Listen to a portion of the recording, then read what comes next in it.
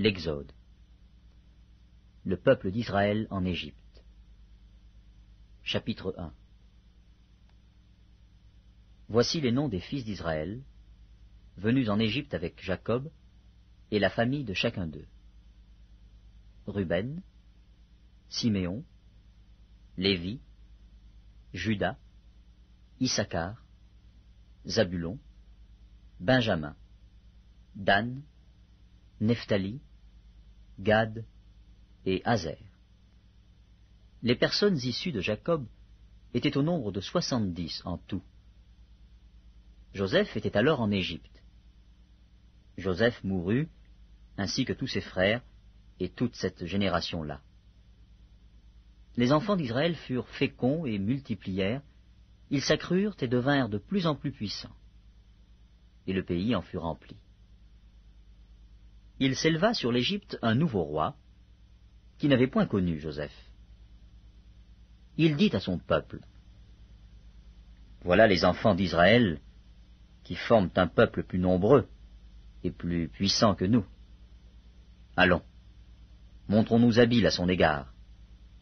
Empêchons qu'ils ne s'accroissent, et que s'il survient une guerre, ils ne se joignent à nos ennemis, pour nous combattre et sortir ensuite du pays. »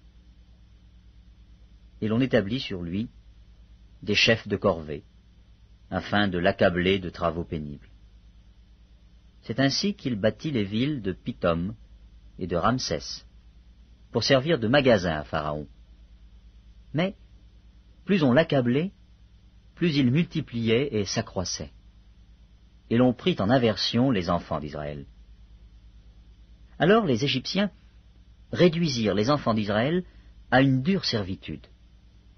Ils leur rendirent la vie amère par de rudes travaux, en argile et en briques, et par tous les ouvrages des champs. Et c'était avec cruauté qu'ils leur imposaient toutes ces charges.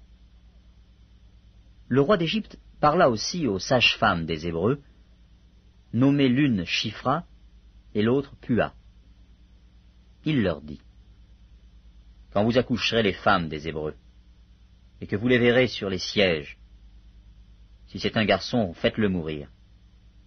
Si c'est une fille, laissez-la vivre. » Mais les sages-femmes craignirent Dieu et ne firent point ce que leur avait dit le roi d'Égypte. Elles laissèrent vivre les enfants. Le roi d'Égypte appela les sages-femmes et leur dit, « Pourquoi avez-vous agi ainsi, et avez-vous laissé vivre les enfants ?» Les sages-femmes répondirent à Pharaon, « C'est que les femmes des Hébreux ne sont pas comme les Égyptiennes.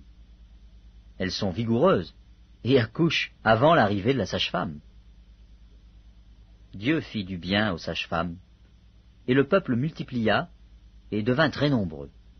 Parce que les sages-femmes avaient eu la crainte de Dieu, Dieu fit prospérer leur maison. Alors Pharaon donna cet ordre à tout son peuple.